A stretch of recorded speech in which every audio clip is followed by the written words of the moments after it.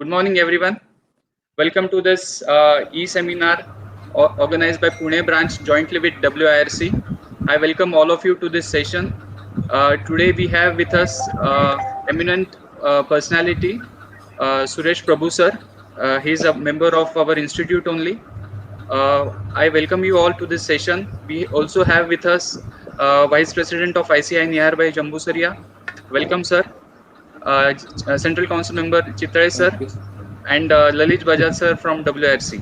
So before we proceed, I request Lalit Bajaj sir to please give his opening remarks, and then we will hear from Chitray sir, and then we will hear from Nihar bhai. Thank you, Abhishek. Uh, our Honorable MP, CA Suresh Prabhu, Vice President ICI, CA Nihar Jambushariya ji, CCM, CA Chitle sir, my regional council colleagues, Manager Pune branch chairman Abhishek Damne and managing committee members, and all the members who are participating in this webinar. I welcome all of you in this August gathering. Sir, we at WIRC are taking couple of things at this point when we are facing this COVID pandemic. I will just like to share at this particular juncture. Sir, we have asked all the branches to help us, and we at Regional Council are trying to come out with research paper on some of the industries wherein we look forward that because of this COVID episode, industries will face lots of problems, but we will try to do a bit on our side and try to come out with research paper wherein we can bring some value addition to those industries. Within a month's time, we will be able to come out with that publication, sir. Sir, at WIRC, we are tying up with various institutions and colleges to educate the students about the accounts part through the chartered accountant offices placed in Western region. So we are trying to create a huge skill pool wherein we can provide skilled services as far as accounts is concerned to a larger group of business industries, sir. And my honest appeal to all the members present in the webinar, please generously come ahead and support the COVID fund created by ICI, which will be further contributed to PM Relief Fund. As WIRC chairman, all the regional council members and branch committee members are generously coming ahead and doing the needful, and we are appealing the larger member fraternity to come ahead. And sir, I'm happy to share with you that most of the members are coming ahead and generously doing the needful. With this, sir, thanks for giving us an opportunity to host you and to hear from you what all you think about industry and your words of wisdom for ICI. Thank you. Thank you, Chairman We sir. also have with us Anand Jakotia, Treasurer WRC. Anand, if you can share your thoughts. Yeah, thank you, Abhishek. Welcome, Honorable Suresh Prabhu sir, Honorable VP sir, and CCM Chitle sir, respected seniors, and my dear professional colleagues. We are fortunate to have so many participants throughout India listening to this webinar. I appreciate the efforts of Pune branch, Abhishek Dhamne and his team, in both organizing various webinars as well as in collecting funds for the COVID. I remember last time when Suresh Prabhu sir, as a Union Minister of Commerce, visited Pune branch in 2018. I was coordinator for that seminar. Sir, you visited for half an hour, and we had 2 hours long question and answer session. So we all members of Pune benefited, and this time members across the nation are getting benefited. And very apt topic is chosen. Your experience across the globe of different ministries will surely add value us global perspective, the effects of corona as well as the opportunities which India and CA fraternity can have post this corona and post this lockdown. Thank you very much. Over to you, Abhishek. Yes, sir. Uh, Good morning, Honorable Chartered Accountant and former Minister, and what the profession also would like to address is future Minister Suresh Prabhu Sahib, Honorable Vice President ICAI Nihar Jambusariya ji, Chairman WRC, Treasurer WRC, and Chairman Pune Branch. This is unprecedented moment in century, or maybe more than that. Nobody has seen that cities are being locked up, states are being locked up, countries being locked up, and even the world is being locked up. So today there is challenge to the health. But then after the health challenge recedes, subsequently there will be challenge to the economy, and even that challenge will travel to each household, maybe as a chartered accountant, as a professional firm, as an employee, as a human being. So at this juncture, when we have some time in a lockup, definitely we should ponder upon what is going to happen in days to come, and that will definitely give us necessary inputs for the purpose of addressing future.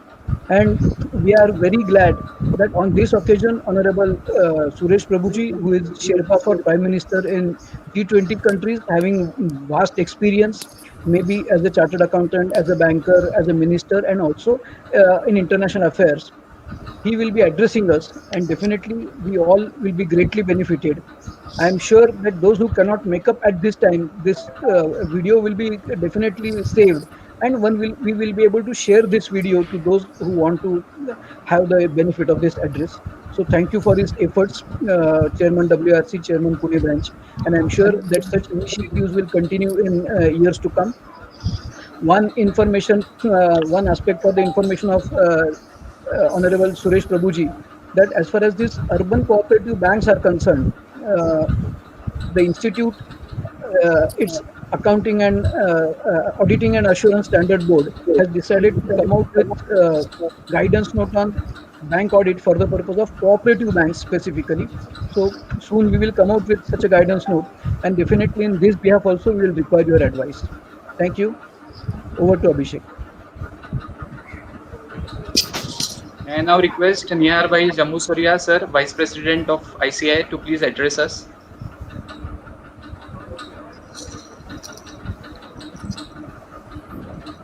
Unmute, sir. Unmute. Nearby, you are not audible. Unmute karo. Yes.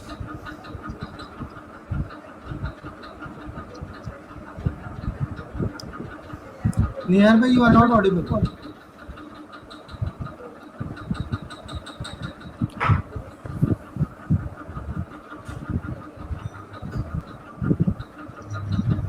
Nihar bhai.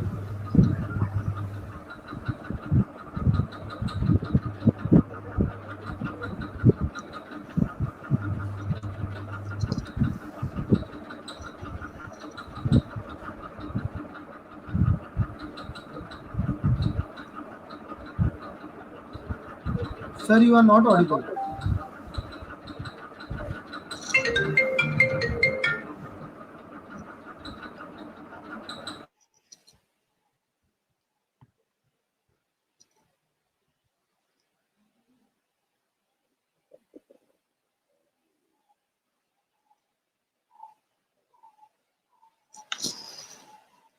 Sir, you are not audible. Nihar Bhai, sir.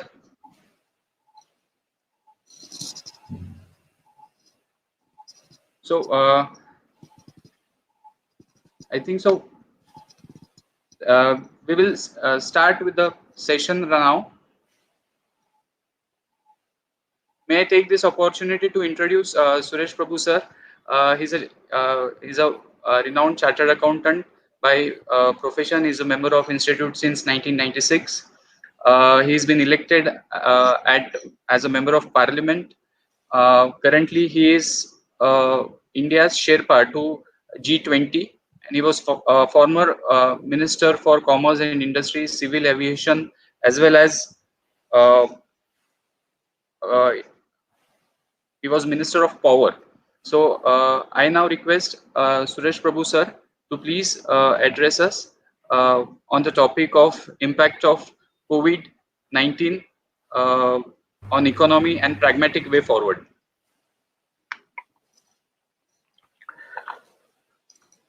So can you hear me? Yes, sir. Okay. So good morning, friends.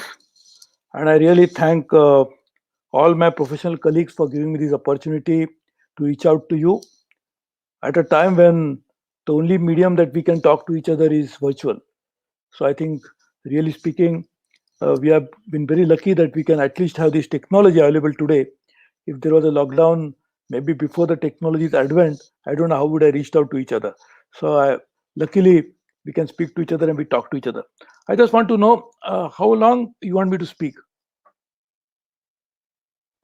So maybe half an hour, if you don't mind. Okay. Okay. Yes. So I will speak, but I'm just saying generally.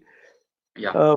And as you know, I will just speak on different aspects of it because you mentioned earlier when you reached out to me first that I should reach on global economy. I will speak on that. I will also speak a little bit on India's effect and everything else. But very interestingly, as I was saying, and you also mentioned it earlier, Abhishek, that we have never experienced something like this, at least in our generation. I'm much older than you, but actually I never seen. My son was asking me yesterday that when was the last that you stayed in a one particular city for 3 weeks? And I was just trying to recollect, and it is probably not in the last 50 years I ever stayed in one city for so long. Though I've been to 140 countries on different reasons, but I never stayed in one particular city for such a long time. So it's an unusual experience that all of us are having. And therefore, this is actually, as you correctly mentioned, truly unprecedented time. We cannot therefore, as chartered accountants, when we appear before the tribunal or commissioner appeals or even before the courts, and courts, of course, chartered accountant appear. But when we appear before authorities, we use case laws, precedents. So we say this is a precedent, therefore this particular matter should be decided in this particular way. But for this COVID situation, there is no precedent. So therefore, we cannot fall back on any past experience. So we have to deal with it as the new challenge, and therefore we have to use our own, not past, but future as a guidance for how we can deal with it. So therefore, this is a very interesting thing. I remember one of the great philosophers, J. Krishnamurti, used to say that past is your biggest enemy. And I used to wonder why. Because past limits your thinking, it probably gives you prejudices, whereas the present offers you opportunities. And therefore, I think this is a great challenge, but I can also look at opportunities if we can tap it properly. And therefore, as we go along, I think we should try to work on that. So I will divide it into 2-3 parts. One, about the global economy. Then secondly, what is India's possible uh, opportunities, and then all of us how we can work together. If you think it is all right, this scheme of what I am going to see. So therefore, I will just speak on that. Perfectly all right, sir. Yeah, thank you. So firstly, it's a great leveler. The coronavirus is a great leveler. While I speak and I wish all the best on behalf of all my friends and chartered accountant colleagues to the Prime Minister of UK, who is right now in ICU. And you can imagine that Prime Minister of a country, the Princess of Spain, and even the royal family of UK, the probably, and there was the fear that probably some other presidents and others are affected. So this is something which is a great leveler. Everybody is affected. Then we talked about the largest economy of the world, which are the largest, incidentally, the patients who are actually suffering from corona. The second largest economy, China, which actually probably is the beginning of that coronavirus there. The third largest economy, Japan, is also suffering. All OECD countries suffering. So just imagine, this is a very unique thing that we always used to think in the past, that diseases are the prerogative of the poorer countries. The developing countries will suffer from it because they lack all the necessary infrastructure to deal with it. But today we are seeing that the largest economy is struggling to find out the medical equipment. They have no enough doctors. They don't have enough beds.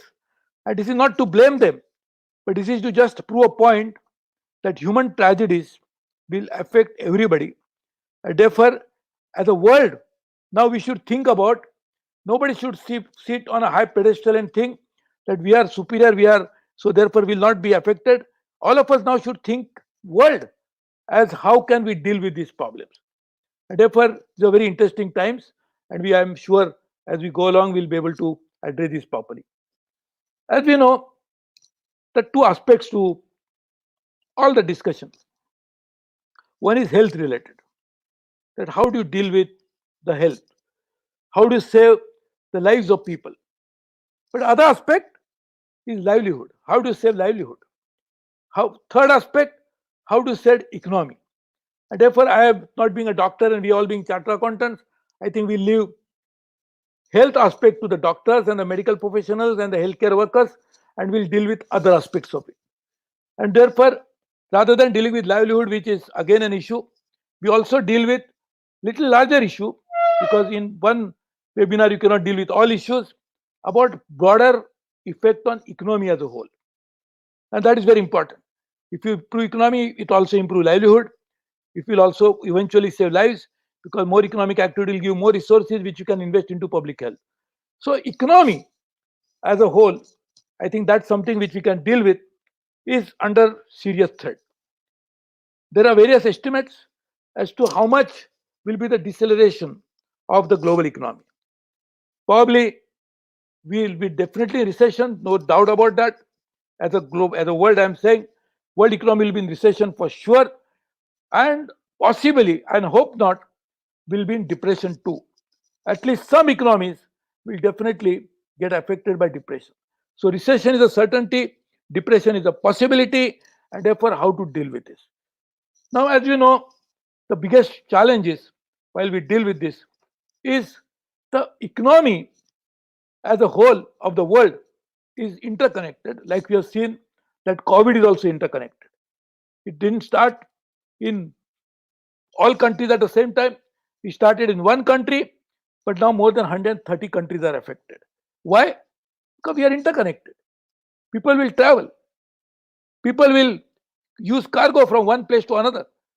And therefore, the one part of child problem is that since we are interconnected, we are facing this problem. But opportunities to be exploited economically will also, if we not remain interconnected, will not be able to exploit the economic opportunities at the same time. As we have seen, the world has grown exponentially economically, particularly in the last few decades. Exponentially. We have never seen an economic growth of this magnitude anytime in world's economic history. And one of the reasons for that is that world has grown to such an extent is because of interconnectivity, physical connectivity, digital connectivity, value chains, and many others. So therefore, now to come out of this, also we'll have to find out how do you remain connected for right reasons and do not remain connected for the wrong reasons. So the wisdom has to be used to find out what is to be done, the do's and don'ts. Now, the challenge therefore is how do you ensure that we remain connected for the right things and what is that we need not do. World trade is one thing that has actually helped global economy to grow. Why there is unprecedented growth in the global economy? Because at the same time, there has been unprecedented growth in global trade. There is a direct relationship between global trade and global growth. 2008, first time we saw that global growth was not growing as fast as the global economy. But before that, the global growth was growing at a rate much, much faster than the global economy. So therefore, the global growth will have to again drive the economic revival of the world. And in that, and then when we come to India, we'll discuss the opportunities for us. But to do that, we'll have to work on it. Second aspect of global growth revival will be investment. Of course, this is another matter that there's a direct relationship between global growth and investment when it goes to trans-border investment. But investment now I'm talking about is domestic investment as well. Now, of course, there's another dimension, domestic investment. Domestic investment can come from domestic savings or it can come from foreign investment, either in form of FDI or in form of external commercial borrowing or in form of trans-border mergers and acquisitions and many others. So therefore, investment will have to be now making a big reason for revival of growth. But what is the challenge now? The challenge is, and this is very interesting, and for that you must all know, and I'll just repeat it. Our global economy is currently in the region of about $89 trillion. At the same time, the largest economy is $22 trillion. China, almost $14.5 trillion. Japan, $5.4 trillion. And these are the top 3 economies of the world. And if you take EU, 28 countries, it is about $19.5 trillion. So it is actually EU's economy combined is bigger than the Japan, almost equal to Japan and China put together, though still smaller than US.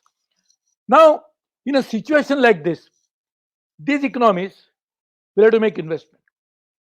But to make investment, where do you make investment from? Most of the investment in a crisis like this has to come from public investment, and I'll come to private investment later. When you make public investment, where do you get money for public investment? From the budget. You'll have to find money from the budget. So budget, of course, there's the one possibility is that you can raise revenue or you can raise debt. Now, the challenge is, and I'll just give one example. EU, what is the tax to GDP ratio? Is 40.3%. When you have a tax to GDP ratio of 40.3% already, there is a very limited scope of raising revenue by increasing tax rate. You can increase the tax base, but not increasing the tax rate. So one possibility for money needed for investment, which is come from budget, which is come from revenue, is limited. The second aspect, you can borrow, and you need to borrow.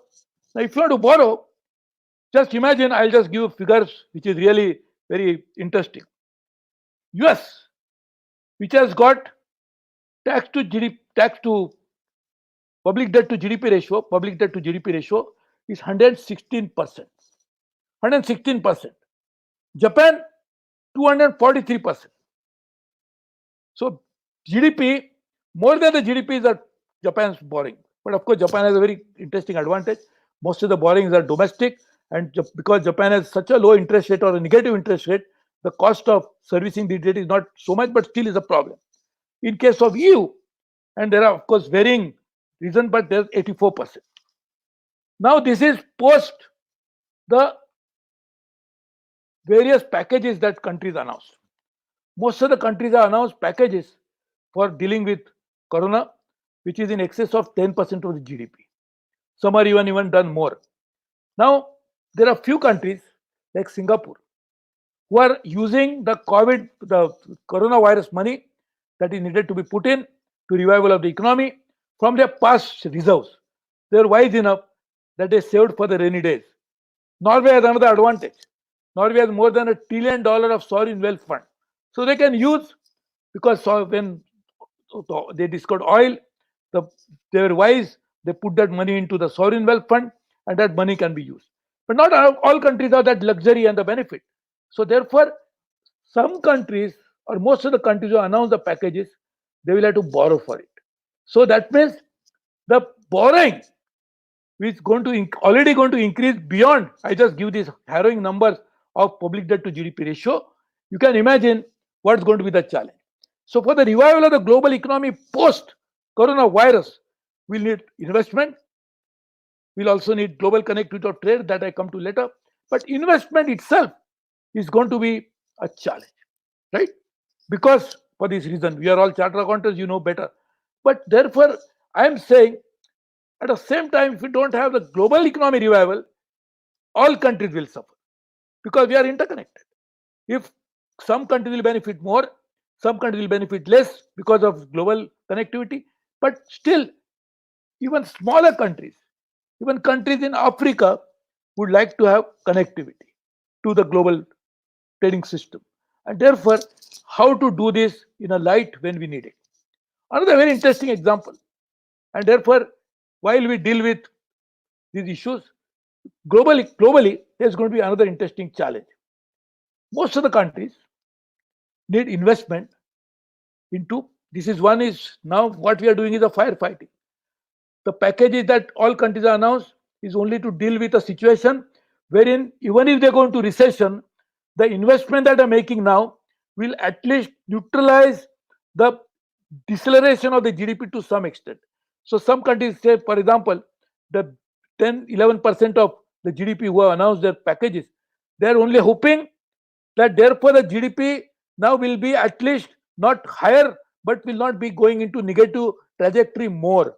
So this is only to neutralize it. But each of this country globally have a big challenge. You'll be surprised to know that even country like United States needs huge investment into infrastructure. Incidentally, if you recall, the last election when President Trump was running for it, and even others, and Trump was saying that we'll make huge investment into the infrastructure of United States because United States lack infrastructure. And I will just give a very interesting number, which is very interesting to know that when we talk about infrastructure, what do you think is the need for infrastructure for the world? I just told you the number of the GDP of US, GDP of world. We need $94 trillion of investment into infrastructure. $94 trillion, of course, by 2040, say another 20 years. But $94 trillion, more than the GDP of the world. And that is again the need of today. On today's basis, by 2040, we must do it. I will, what is necessary after, beyond that point is a different thing. So what it means, that while the world needs revival, we need investments, but abilities of the government to make that investment will be dramatically reduced from public sources. Then there are other sources of investment, and that's the private sector. If you can see the investment that comes from private sector or from the non-government sources is also very important. But to make that investment from non-government sources, we have a 3/4, incidentally, of the private finance, which is non-public, comes from corporate sector globally. 3/4. So corporate sectors will be very badly affected because of the current sources, and will take few years for us to revive from it.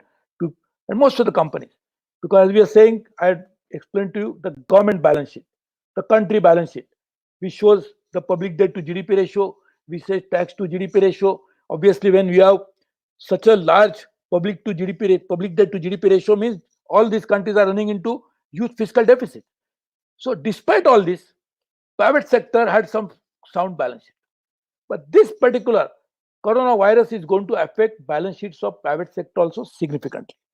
And therefore, once that happens, we'll have a huge problem to deal with this. How to now then, therefore, how to deal with the problem of investment.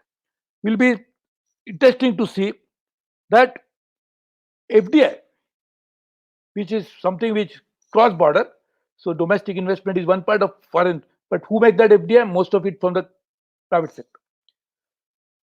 There was, as per the UNCTAD report, there's $43 trillion of investment happened about a year and a half ago, which was 23% down than the previous year. So already before coronavirus happened, the investments cross-border, particularly FDI, had already gone down. The cross-border mergers and acquisition were down by 37%. This is the UNCTAD report, not something which I'm saying from anything. That is a very official report. And that means the ability of private sector, the non-government players, private finance to make investments is also was going down in the previous years anyway.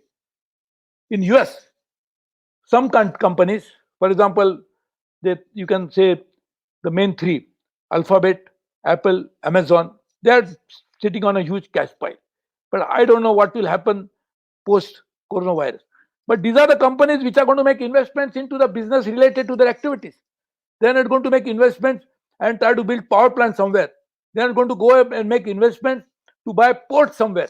So just imagine that the challenge of future is, while we need investment to revive the global economy, the ability of either public investment or private investment, which includes corporate investment, as I said, through three-fourth anyway is the private investment in the corporate investment in the private investment, all of that is going to be significantly impacted negatively because of the situation that is prevailing today.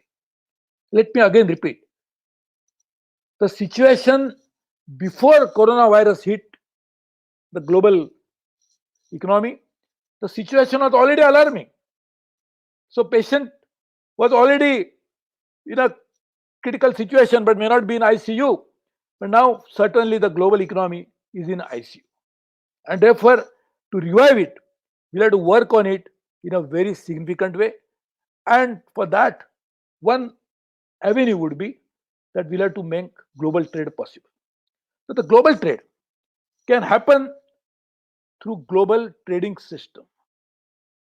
Unfortunately, and this is again before this coronavirus hit it, some countries were questioning the efficacy of the World Trade Organization, WTO. WTO has been responsible for promoting the global trade significantly, and therefore the global economy also expanded.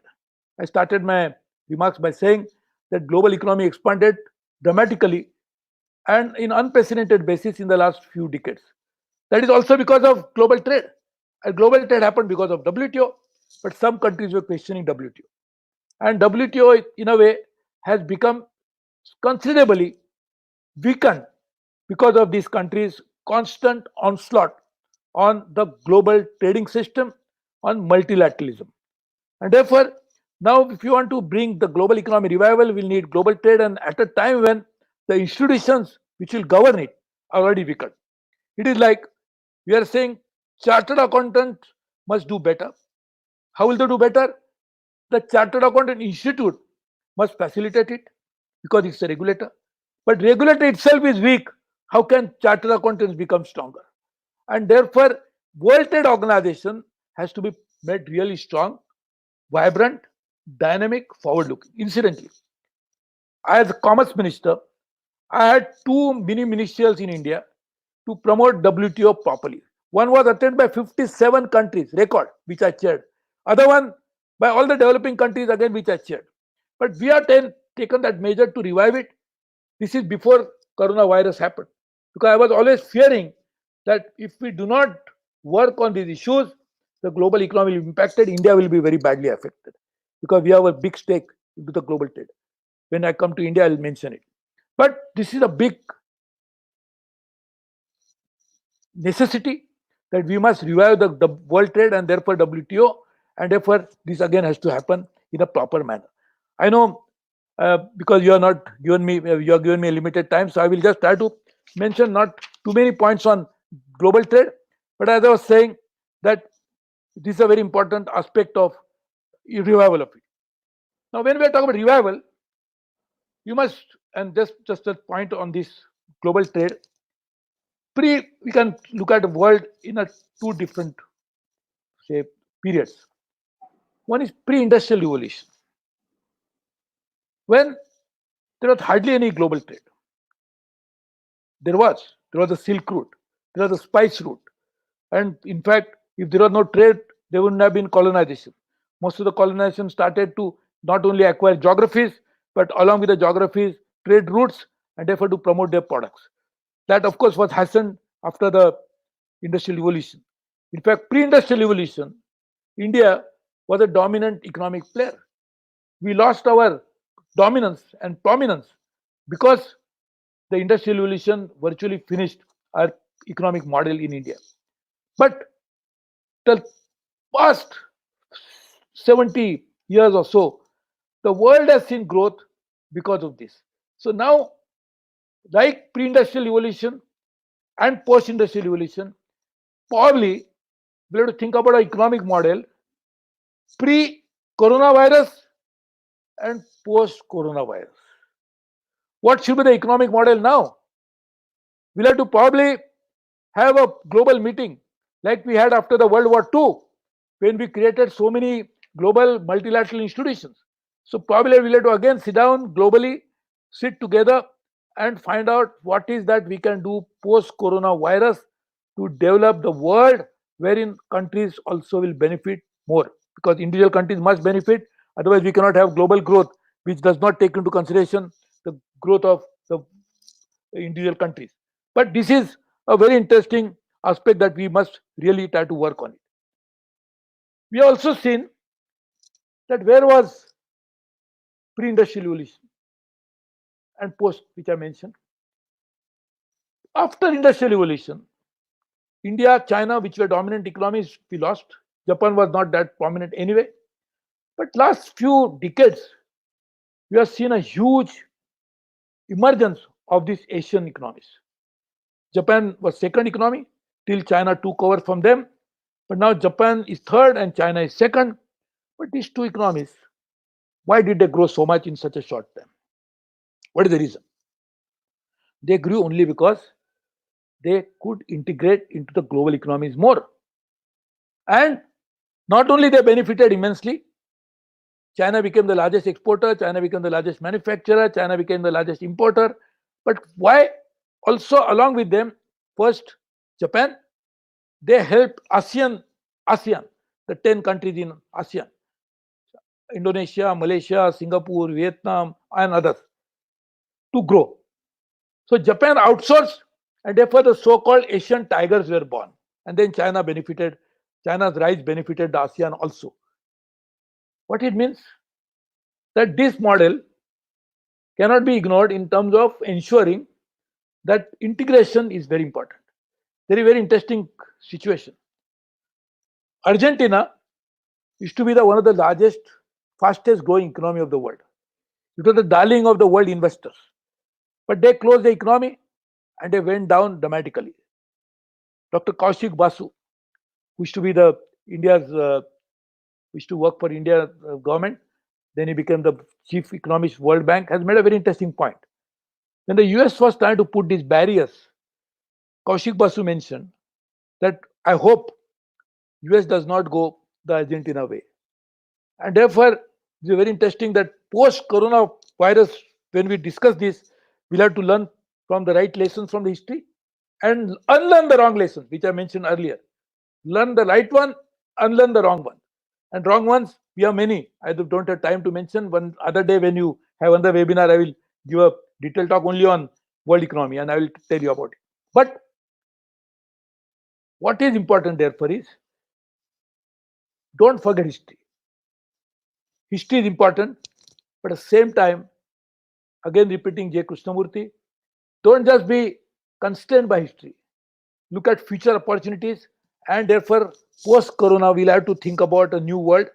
As somebody mentioned the other day, as we keep getting these WhatsApp messages, that we slept in one world and woke up in another world post-corona, and which is a fact actually. But I hope we wake up to reality, wake up to necessity, and try to work on it, and just don't sleep on it.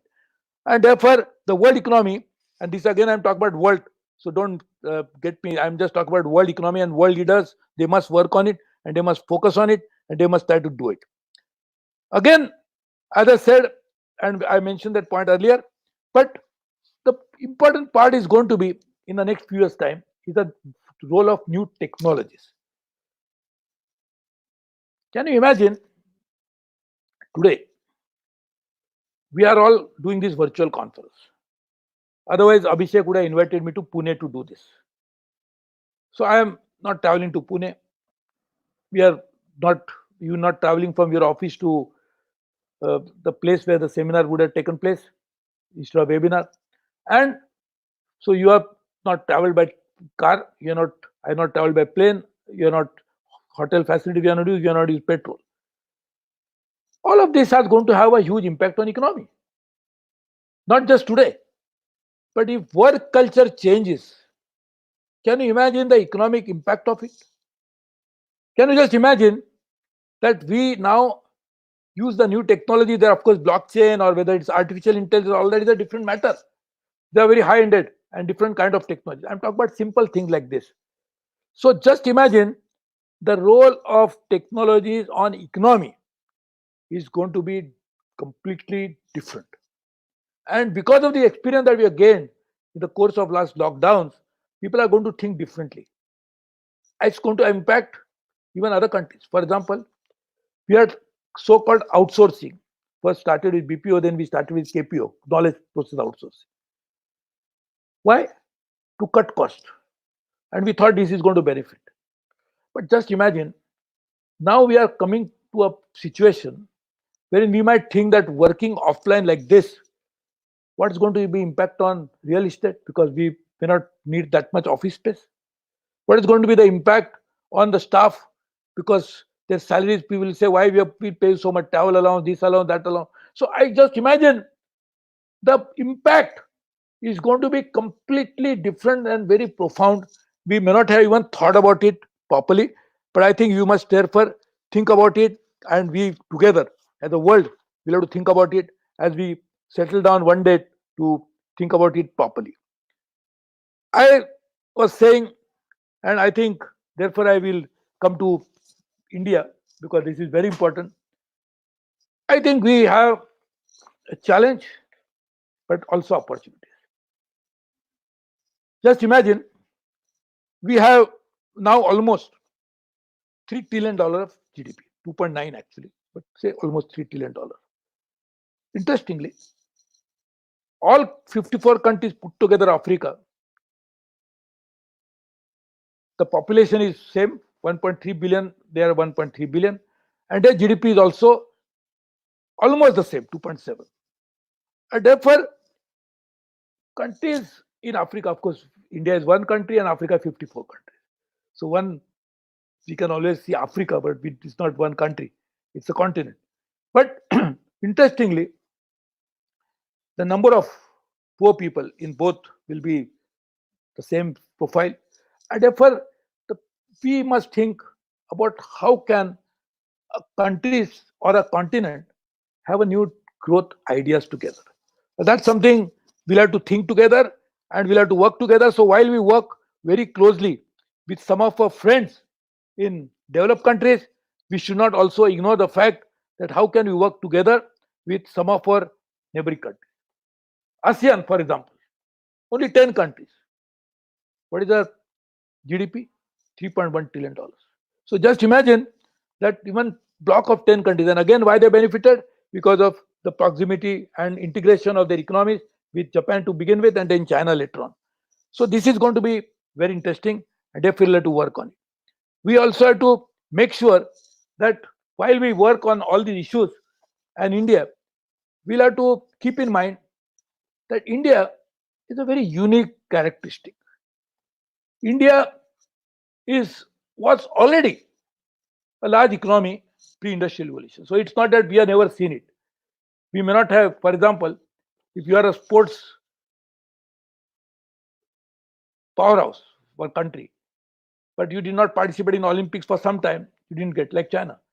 China didn't participate in Olympics after the 1949 revolution, but when they came back, they started becoming the number one country. Why? Because they were already invested into sports.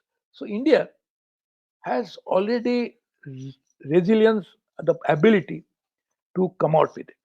It is like many times you see, and as a former environment minister, I can see this, and I love nature, that's why I'm saying this. Sometimes you feel that there's nothing left in the nature because it's completely dry, completely barren, and suddenly you see the regeneration.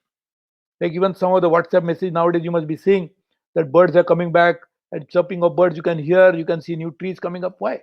Because nature has the ability to regenerate. Why? Because there was already something down the earth which was not allowed to come to fore. That was a latent talent which was not allowed to come to development. So today we can see India becoming one such geography which can actually bring about a huge investment in future. We have, of course, the challenge is, as I said, because foreign investment will be reduced, capital flows might be reduced, at least for some time, and therefore we have seen that almost 52% of the investment that happened in India overall, which is portfolio investment, FDI investment, general investment, maybe the Credit Suisse study, about 51-52% came from outside. So now I'll just focus on what we need to do and what we are already doing. Thanks to our Prime Minister, Narendra Modi, he's already very clear about it.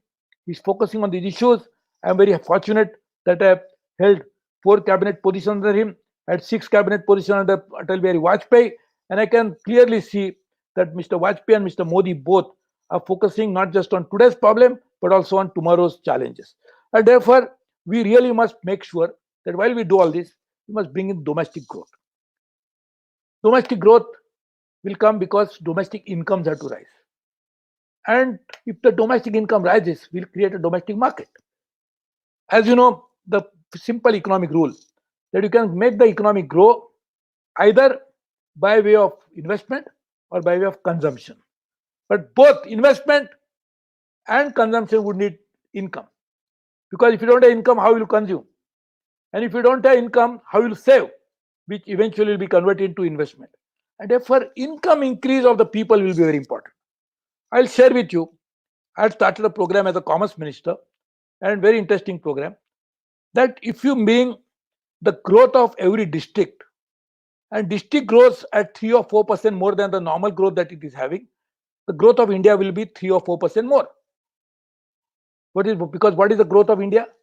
The growth of states. What is the growth of states? Is the aggregation of district growth.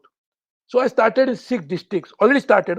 And who was appointed to deal with this? National Council for Applied Economic Research and Indian Institute of Management of different management institute, IIMs. Why? Because they are the right people. And we were surprised to see that I had taken 6 districts, 2 in Maharashtra, Sindhudurg and Ratnagiri. They are mirror district because they were 1 district at a time before they were divided to 2. One was growing at 3% more than other already, with the same geography, same topography, same people profile, everything. That means application of mind is necessary. But advantage of all this will be when we make district as a primary source of growth, incomes of the district will grow first. If the income grow first in the district, then we don't have to think about an afterthought of making inclusive development later on. That means you first grow and then bring the money and then put it back into the people's pocket. We can do it first, the growth. So I think this is something which we can increase in a significant way as we grow along. Second is probably to get investment from abroad, because we'll have to create jobs. We can create country-specific special economic zone. Again, I started this idea that some special economic zone only for Japan, some for Korea, some for US, and some for others. They'll get technology, they'll create jobs, and most of them will eventually lead to even domestic industry benefiting from it because of the partnership. So we should work on it. We should also work on global value chains. All the growth that happens in the future, and when you talk about integration, which I've been repeating, it will through global value chains. A good example, pharma industry. And today, everybody wants our pharma products. I was also Minister for Chemicals and Fertilizers, which included pharmaceuticals. You'll be surprised. I told, this is 1999. I was the Minister of Chemical Fertilizer in 1999, more than 21 years ago. As the Cabinet Minister of Chemical Fertilizer, I called all the industry and told them, why don't you start selling pharma products to Latin America? They said, Latin America, how far, language, everything? I said, no, do this. They went because I forced them almost. Today, they have become one of the big market for them. So the global value chains are developed. We sell it there. So some of them started factories there. So Indian companies are benefiting because of that. Other is auto component. Again, that's a subject which I dealt with as a Minister of Heavy Industry and Public Enterprise. Today, auto industry, which is incidentally the 51% of India's manufacturing, incidentally, in that industry cannot survive without auto components. And auto component is already a part of a global value chain. So we have examples, and we should try to work on that more about it. The third is agriculture export, because anyway, exports will have to be increased significantly for India to grow more. Exports create more jobs, and therefore when India was also dominant economy, we also had this feature. China became large economy like this, almost 15 trillion, now 14.8, thanks to exports. Germany became large economy, which is again, even today, after fourth economy of the world is also because of exports. There and to export, of course, we have to manufacture more. So therefore, I had proposed in new industrial policy, export related incentive. One of that is agriculture export. Pune, and you know it better because you are just all the outskirts of Pune is all agriculture. Little bit go away to Nasik, outside Nasik is all agriculture. Agriculture, when I say it's agriculture, horticulture, it is milk, that is dairy products, it is meat, and it is also marine products, 5 put together. So I prepared a agriculture export policy, first time in India for these 5 different categories of products to increase agriculture export from $26 billion to $100 billion. What is the reason?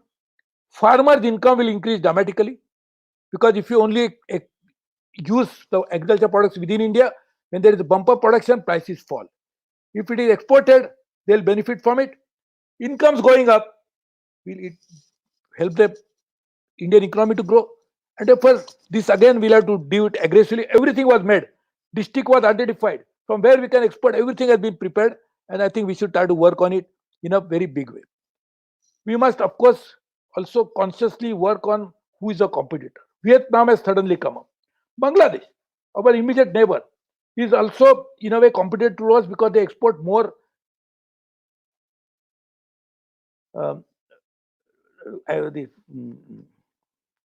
textile from India, from more than India. So I think we should try to always benchmark against them.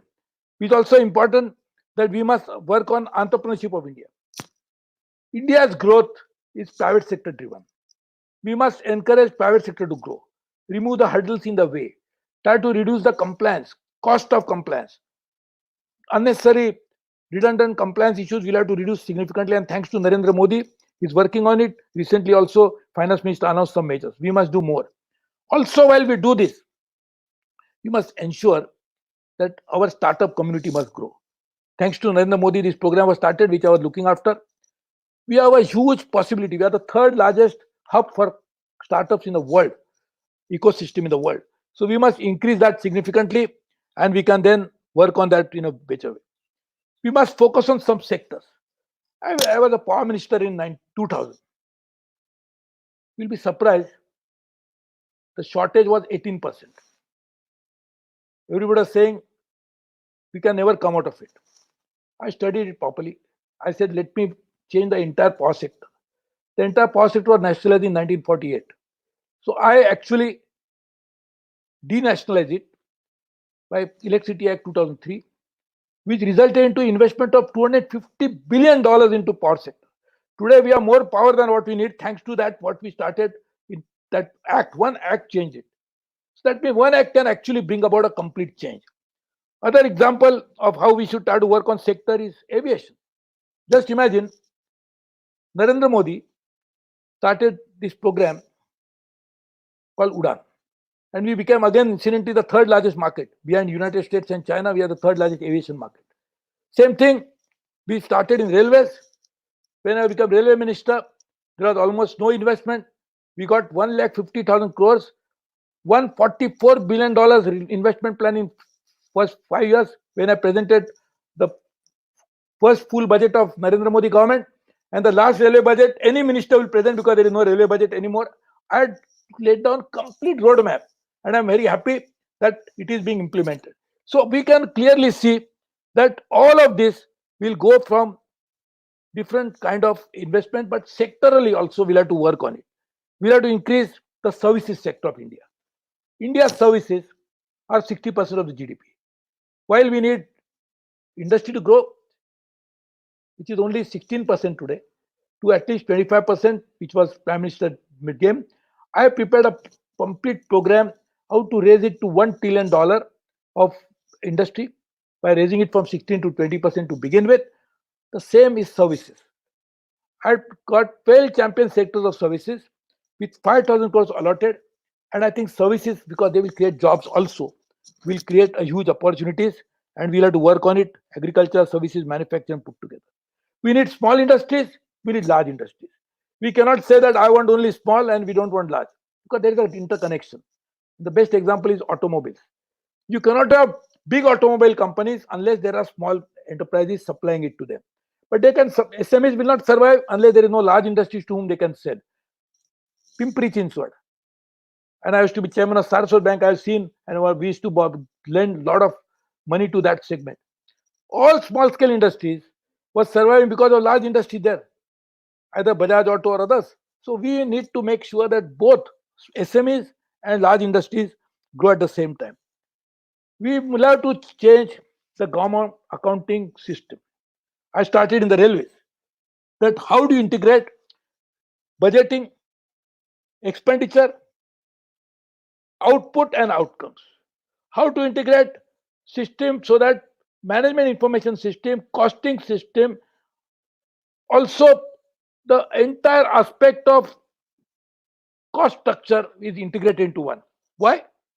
Because post corona we'll have to limited resources. Already Prime Minister has announced 30% decrease in my salary as a member of parliament, and I think all our incomes are going to be affected to some extent. So obviously government income also will be affected, and government expenditure they will have to be properly rationalized, optimized. To do that, government accounting has to change by integrating all this. And in fact, people used to tell me the reform in government accounting is making it from single entry to double entry. I don't know how it is reform, or changing it from cash accounting to accrual accounting. I don't know how it is reform, because that anyway is a very fundamental thing to do. But what I am suggesting, which I started doing in railways, and in fact I involved the Institute of Chartered Accountants of India, will actually help us to do that. Transparency, and that is another hallmark of what Narendra Modi is trying to do. One is he has started a very big program called GEM, where public procurement will happen through that portal. You cannot imagine unimaginable benefit. In fact, I dealt with that program. I will remember about transparency I just mentioned because some chartered accountants came to me only a few days back. They made me call and talking to me. In 1998, when I was the environment minister, I started a program of all environment clearances will be available on internet. Not clearances, huh? That is okay. The movement of file, because as you know, what happens when the movement of file is not known to people? Why?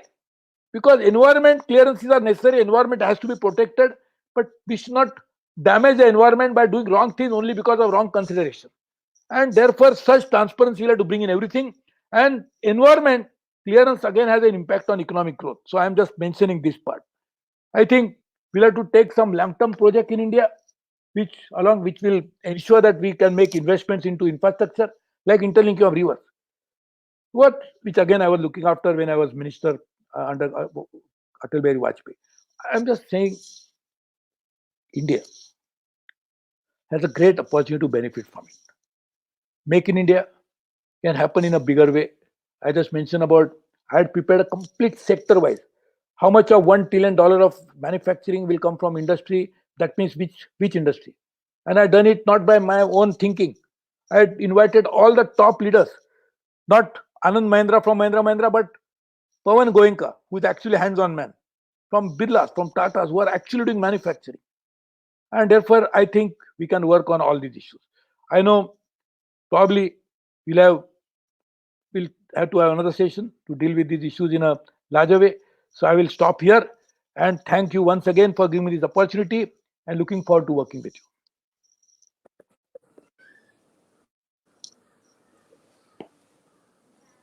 Yes, sir. We have. Thank you so much, sir, for your wonderful remarks. We have Neha Jambusaria, sir, Vice President of ICI. Sir, would you like to share your thoughts? Yes, you are able to hear me now? Yes, sir. Yeah. Is it We can clear? hear you better. Yes. And if Vice President cannot be heard, then Institute will have a big problem. Yeah. Honorable Member of Parliament, Suresh Prabhuji, I don't know, sometimes technology fails and puts us in miserable condition.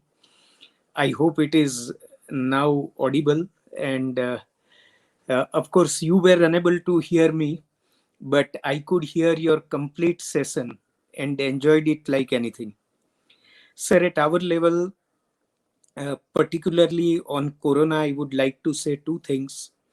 That number one, our primary concern save human life and every human being in the country and make them healthy again.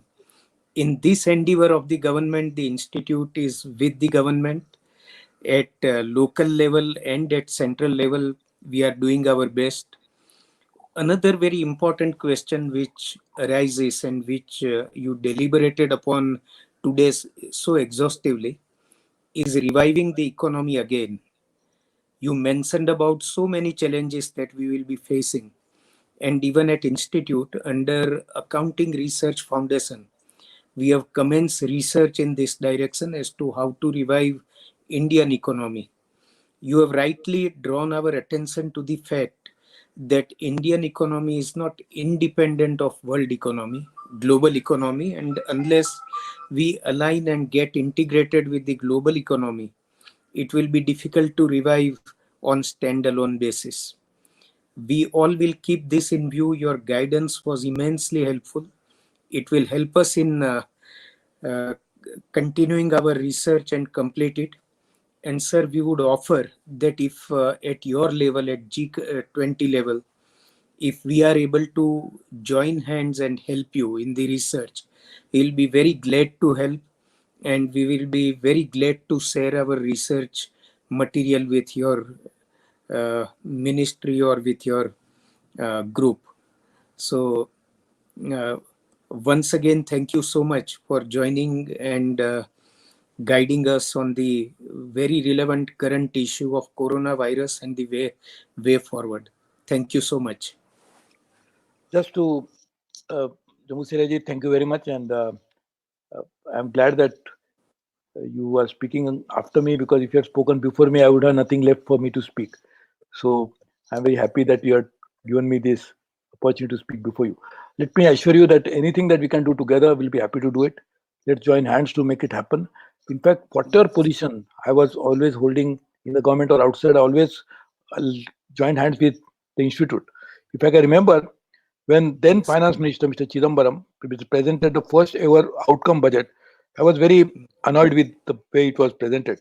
So I didn't just I criticized in the parliament as being the member of the opposition in the MP, but I also went to the Institute of Chartered Accountants of India, and actually we prepared what should be the outcome budget. We involved into the research foundation. So in fact, I was telling your president and now your Mr. Vice President that make this research foundation very vibrant, make it really strong body, and we can do a lot of things to the research foundation. It should not be just one more organization under Section 25 or the earlier Section 25 company. It should be really a strong body which can become a think tank for the country. So let us do that together and we can really make it happen. And my just last point before I finally stop speaking is I spoke deliberately because I have got this bad habit of speaking only on the topic. I spoke only on the economy because that was the topic suggested to me. So I didn't take any other aspect of it. And then again, you have mentioned global economy. So I spoke more about global economy and less about Indian part of it.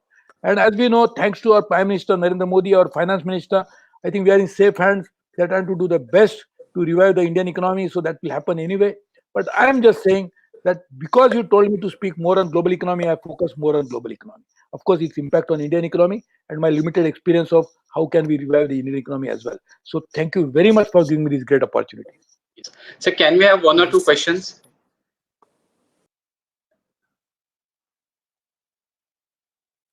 Hello. So can we have one or two questions? Yeah, of course you can. Yes. Murtuja bhai, can you take it forward?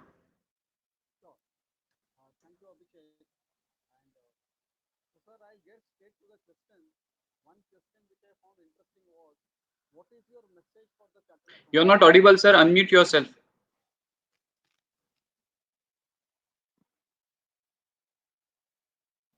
Hello.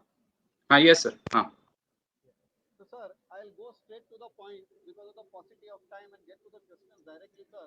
One interesting question which I could see was, what is your message for chartered accountants?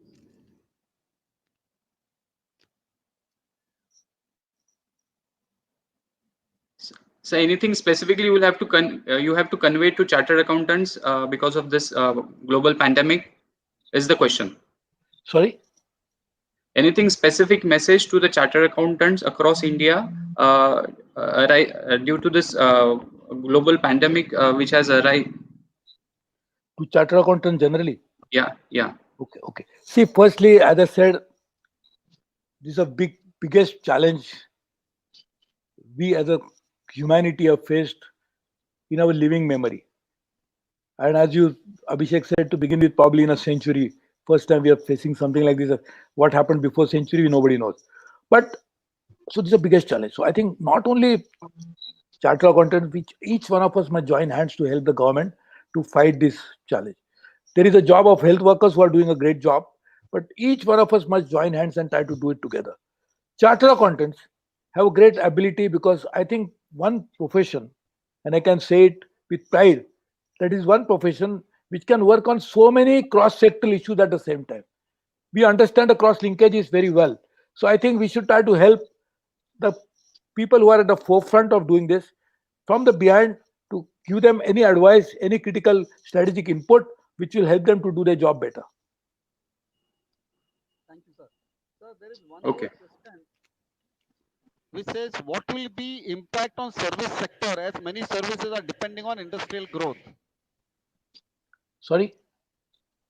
So what would be the impact on service sector as many of the industries are dependent upon manufacturing sector?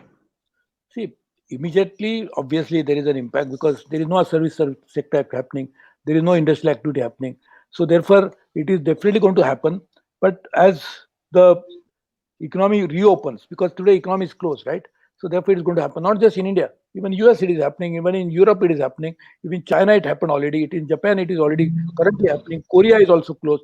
So, it's going to happen. Singapore is closed. So, I think obviously when it is closed it is going to be negative, so no doubt about it. But as once we reopen it, and that's what we are talking about, the strategy that we can put into place so that we can, once it reopen, we can grow faster, not only recover the lost ground but can also benefit from the new opportunity that will come forward for us. Yes. Murtaja sir, can you give concluding remarks? Then we'll have vote of thanks. Okay. So, sir, I am sure the COVID-19, like you suggested, brings lot of opportunities, although they brings challenges. And there were a lot of promoters and C-suite people who earlier felt that everything can be done on IT. site. We can But probably now do these that people, in case of other services. As we can see now, medical services. We are seeing today what is the problem? That professionals are not available. Nurses are not there in the most advanced countries. So we can, our service sector, if we can provide more nurses. In fact, yesterday was the World Health Day, and I was speaking in a webinar on nurses because we also run a nursing college in Konkan. We can actually provide medical aid workers to globally. So that's a service sector. We can provide old age care people globally. In fact, that's another we are doing through an NGO called Manav Sadhan Vikas Sanstha, which my wife chairs, for providing trained manpower for Japan and for other countries where there is aging population. So service sector has to grow in within the country, but we can actually make service sector grow for to cater to global demands also when we open up. Yes, Murtuja bhai. okay. So, sir, thank you very much for covering a lot of areas. And we definitely agree that within India, once the organizations start work, we can help them in digitalization, automation, and bringing cost optimization, etc. That will be the opportunities for us. When the international trade starts, of course, there will be a lot of countries who will be looking at offshoring and we can help there as well. So I agree with you and we agree with you completely that this COVID, along with the challenges, will bring a lot of opportunities for us as a community, as chartered accountants. And we are gearing up to that and we'll ensure that we change our ways of living so that we can serve the like the whole globe better. Thank you. Yes, yes. I agree with you. Yashwant, Yashwant, you would like to say a few words before we close?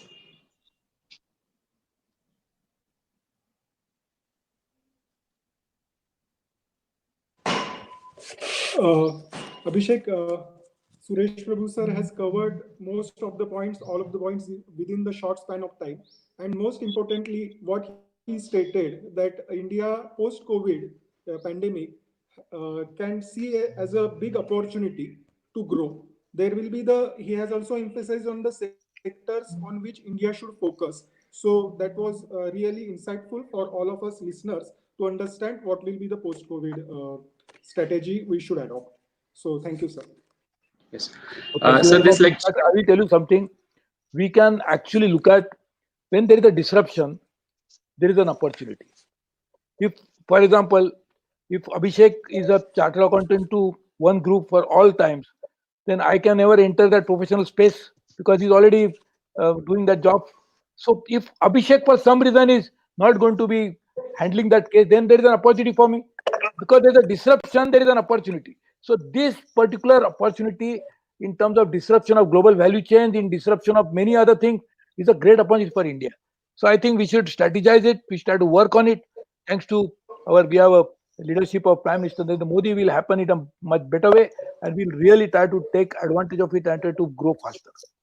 Yes, sir. And Sarvesh, sir, just one more point, just Abhishek, one more point. As sir stated that this technology impact on economies will be much larger post-COVID. Economies, the technology impact. And in India, we have a lot of intellectual brains.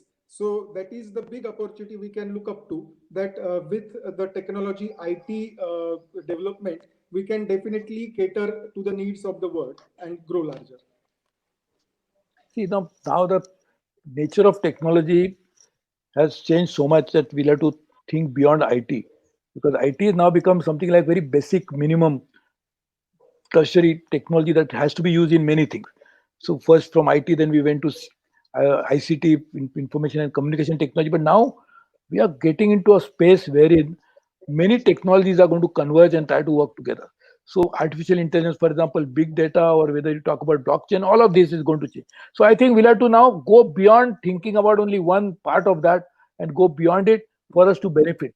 But you are absolutely right. The technology is going to have a huge impact on socio-economic life of the future. So we'll have to work on it. Yes. Before we propose vote of thanks, Sarvesh sir, this lecture is organized because of you. You spoke to Suresh Prabhu sir on behalf of Pune branch. So, Sarvesh sir, your few words. Sir, I would like to ask you one question. Yeah. Looking at the history, whenever there is a recession or a depression, we have seen 2 world wars. Is this going to affect the world in that fashion too? I think, in a way, I can say that a war started before the depression, the war of Corona. So there is already a world war in true sense of the term, whereas 130 countries are affected who are fighting the war. So you are absolutely right with the relationship between depression and war. So war started first, which caused depression. So war on Corona is not only world war in real sense, because 130 countries, even first or second war, are not affecting so many countries in the world. So then I think the world has awakened from a long slumber of 80 years and awakened in a shock. The arms and legs are right now not warmed up, but I'm sure that in the future, when things will be taken charge by the government and the individual citizen of the globe, I think we will be able to come up successfully in life and survive this onslaught. I think the silver lining behind this is the global trade and the system which you have talked about. Thank you for sharing your wisdom in this, sir, and your vision too. Thank you, sir. Yes. Samir, can you propose? I request you to please propose formal vote of thanks, and then we will conclude the session. Yes, thank you. Good morning, all the respected dignitaries in the webinar and all the participants. Honorable Suresh Prabhuji sir, you have given us your precious time and shared the wisdom of knowledge. I give sincere thanks on behalf of Pune branch and WRC.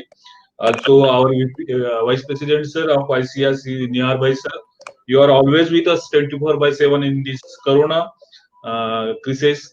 Thanks a lot, sir, on behalf of Pune branch to you and also WRC. I also express my sincere thanks to Shivi Chite sir, Central Council member, and Sarvesh Bhai Joshi, past Vice President of WRC. I also give sincere thanks to WRC Chairman Lalit Bajaj for helping us organize this webinar sessions. CS H1 Kasar, our own RCM from Pune, Sri Arun Bhai Anandgiri, Sri Anand Bhai Jakotia sir, Sri Murtuja Kachwala sir, Vishal Doshi sir, and all the participants. Thanks a lot again on behalf of Pune branch. Thank you very much.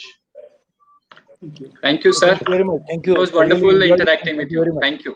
Thank you. Thank And you. all sir. the best to my fellow chartered accountants. Anything I can do for you anytime, please count on my support because I'm a chartered accountant first, politician much later. Thank you very much. Yes. Yes. That is so nice Thank of you you. very much. Thank you. Thank you. Thanks a lot. Bye. Thank you. Thank you. Bye.